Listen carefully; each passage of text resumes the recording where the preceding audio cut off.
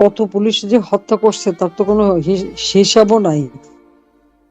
তো প্রায় প্রায় মেরে ফেলে দিচ্ছে, করছে। কেমন আছো তোমরা? আমি জানি যে ভালো নাই, তবু জিজ্ঞেস করি। আসলে চাচ্ছি যে আপুর বিচারটা কবে পাবো। আপু মারা গিয়েছে 1 বছরের বেশি হয়ে গেছে, এখনো কোনো বিচার পাচ্ছি না, কোনো তদন্ত করা হচ্ছে না।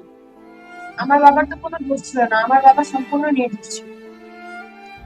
শোনো, মানুষ যখন এরকম জল্লাদ হয়ে যায়, খুনি হয়ে যায়, তখন তাদের কোনো হিতাহিত জ্ঞান থাকে না, জায়গা থেকে কোনো পদক্ষেপ। কারণ দেখে না।